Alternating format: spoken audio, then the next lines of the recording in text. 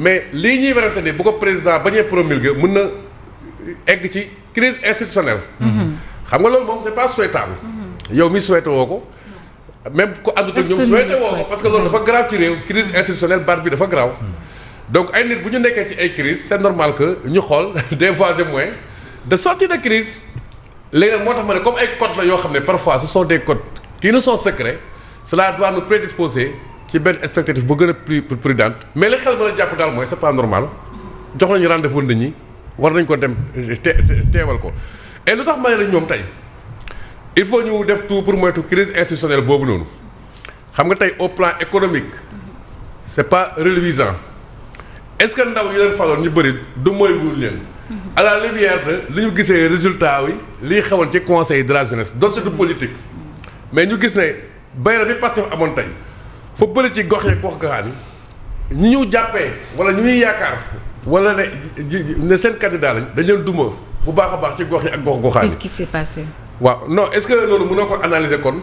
benn genre de séance bu ñu commencé am auprès de la jeunesse sénégalaise parce que li ñu diggoon nit ñi lu bëree bëri boo xoolee defuñu ko chômage bi pour xeex chômage bi tey la wàllu gën a aay ñi ngi jëm tabaski mais mu mel ni tabaski riise parce que dëkk baa ngi ne selaw dara yëngatuwut yàlla may ñëpp xar mais ñu bëri jommi nañ tey pàcc boo ji rek ci suñu économie dafa ndërmeelu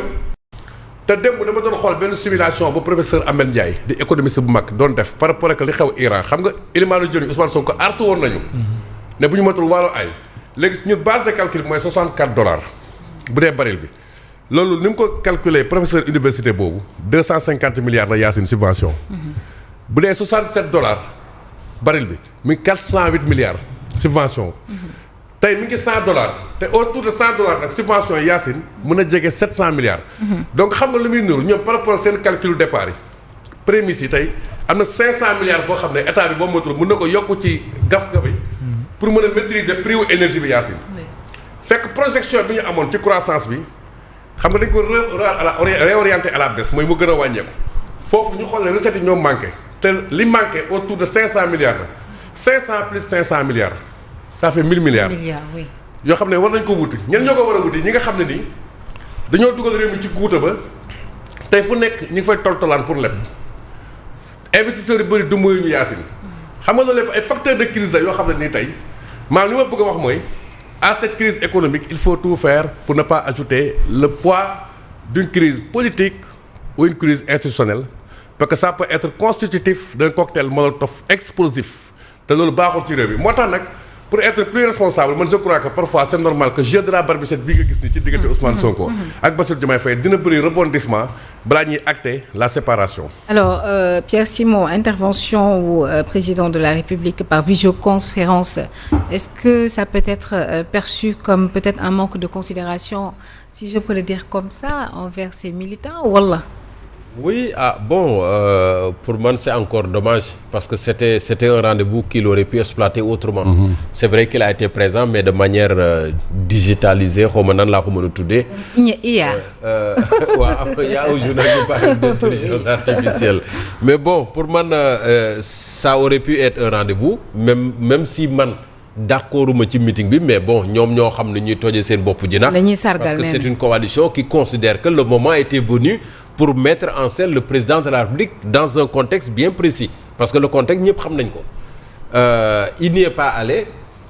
vidéo la def ñu projeté ko et selon certaines informations bi ñu koy projeté sax d'ailleurs avant mooy jeex presque genn wàllu stade bi dem nañu le stade était vide donc finalement à quoi bon meeting bi c'était finalement pourquoi c'était quoi la finalité man loolu man mooy sans problème et puis maa ngi ko doon wax puis keroog xaw ma vendredi la woon xaw ma ñoom ñoo xam li tax ñu organiser ko mais man je considérais que le moment n'était pas vraiment à la politique en tout cas pour man parce que y a des priorités yoo xam ne ñu ngi fii ci dëkk bi Yacine nit ñi war ko mën a tal yéen ngeen di mobiliser pour naan da ngeen di feesal stade di yàq xaalis bon yàq xaalis oui xaalis parce que peut-être noonu lañ koy mën a gisee malheureusement noonu lañ koy mën a gisee au moment où nit ñaa ngi tolaan au moment où nit ñaa ngi xalaat fête yi di ñëw surtout tabaski bi au moment où peut-être qu'il faut nañ ko wax y a des aspects sécuritaires à nos frontières. Il faut ñu bàyyi ci xel. Donc yooyu yëpp ñu war ci mën a concentrer wu. pour mën a trouver des solutions pour que vraiment ñu mën a soulager toutes ces populations ces nombreux Sénégalais y compris nous ñoo xam ne chaque jour ñu ngi souffrir. Peut-être xaw ma lan moo téye woon Diomaye je ne sais pas ba demul parce que bu dee voyage démb ci dimanche bi la dem Nairobi. démb ci dimanche bi la dem alors que meeting bi c'était le samedi. peut-être que donc il y a pas d'incompatibilité. peut-être que da doon waajal voyage am. peut-être également qu'il y avait des urgences yoo xam ne ba à la dernière minute xëy na mënul dem mais bu ñu xoolee prédisposition yi ñu war a jël pour un déplacement du président Fabrice mu ngi ko doon junj sànq Thierno mu ngi koy évoqué. Moi je n'étais pas à Mbour mais le samedi matin j'ai reçu un message me disant que yoon wi dafa embouteillé. C'était très difficile d'entrer à Mbour. Peut-être que mobilisation politique bi également c'était ça. Mais gisoo jalonnement gisoo dara. Hier matin dimanche matin également j'ai eu l'information comme quoi am na un certain parcours certainement président foofu la jaar bi muy dem aéroport pour jël son vol que y avait un dispositif sécuritaire boo xam ne gisuñu ko woon Mbour. Donc lan lay wund ça veut dire que le président était peut-être en train de préparer son voyage wala il a été retenu par un calendrier boo xam ne tax na ba demul Mbour wala bokk li may bañ a wax xëy na waa Diomaye président en tout cas les leaders xamoon nañ ne président du ñëw mais malgré tout ils ont fait comme si le président devait venir et loolu la ñu gëmloo militants yi et bu dee loolu tamit loolu am na ñu jéggal ma ci ñi ma ko mën a wax c'est de l'escroquerie politique également. bu dee ñoom xamoon nañu mais waxuñu ko militants yi c'est de l'escroquerie politique. Mais bon un bien pour un mal peut-être pour ñoom. Réussir nañu peut-être une certaine mobilisation won nañu le camp d'en face peut-être que ñoom également am nañu une certaine capacité de mobilisation mais est-ce que ça va tenir parce que le contexte politique va évoluer au fur et à mesure. Absolument. Parce que gis nañu Khalifa Sall également il a mobilisé. Oui. Khalifa Sall qui transforme sa plateforme en parti politique. Gis nañu également dans le nord Farba Ngom qui mobilise donc ça veut dire que l'opposition se réveille. Oui. Et opposition bi luy élection locale yi di gën a jege. lamb ji di gën a jax. Donc aussi bien Diomaye président doit faire face au Pastef mais doit faire également face à l'opposition nañu préparer wu. Alors xëy na ñoom ci logique boobu peut-être bien qu'il y a un malaise aussi donc Bakayoko ou un problème de communication autour de cet événement. Bon malaise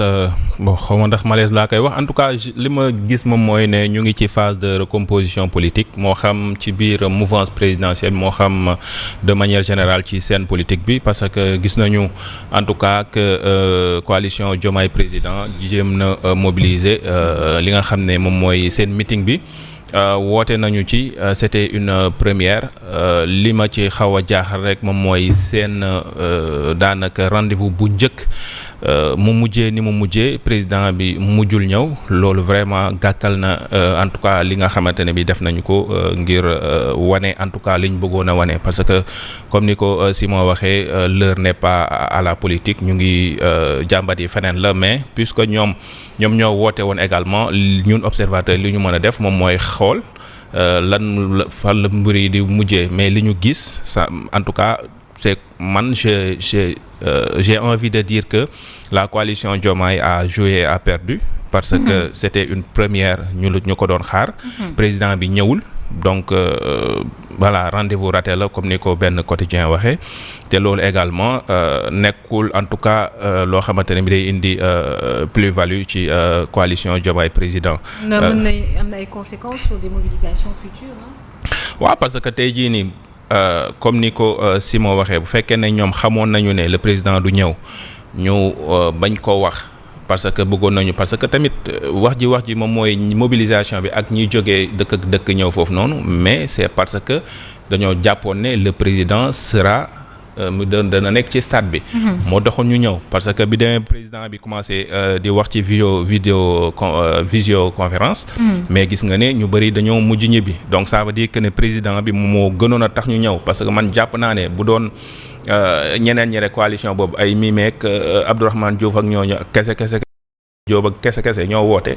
quand même bu ñuy mobiliser duñu mobiliser lu toll nii donc lu ci bari bu ñu ñëwee c'est parce que le président la ñu yaakaaroon ne dina ñëw donc bu fekkente ne rek loolu lañ leen gëmloo à la à la fin de la journée ñu gis ne président bi ñëwul est-ce que bu ñu woote waatee nit ñi dinañu dem je ne le pense pas mais l'un dans l'autre man daal dama jàpp ne vraiment heure bi nekkul heure politique heure bi ñu ngi war a tal leneen mais puisque nag ñoom ci yooyu la ñu nekk ñoom ñoo nekk seen camp man dama jàpp ne lii yëpp ñuy def nii c'est juste de la politique c'est juste également que mouvance présidentielle fi mu nekk nii ñoom ñooy dox ci xelu askan wi pour man comme ni ko Khalifa Sall waxee parce que Khalifa Sall bu demee ba utiliser le mot combine Khalifa Sall du ko ndaw ci politique. te loolu tamit mënuñu ko bañ a ñàkk gëm parce que boobu ba léegi mais lan la ñuy dégg coalition Diomaye Pastef coalition Diomaye Pastef donc ñoom ñoo nekk ci li nga xamante ne c'est une polarisation nekk loolu rek la ñuy waxtaanee. C'est vrai que ne voilà gis nañu sax Farba Ngom buruxlu na ba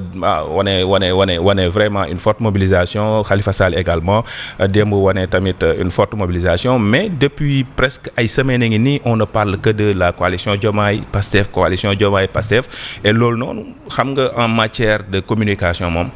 politique moom loolu la nañuy wax ci yow mu nekk en bien en mal nañuy wax ci yow rek politicien moom loolu la te boobu ba léegi si ñoom ñaar ñoo rek la ñuy wax te ñëpp ñoom ñoo bokk mbalka te mën nañoo dem ba ci biir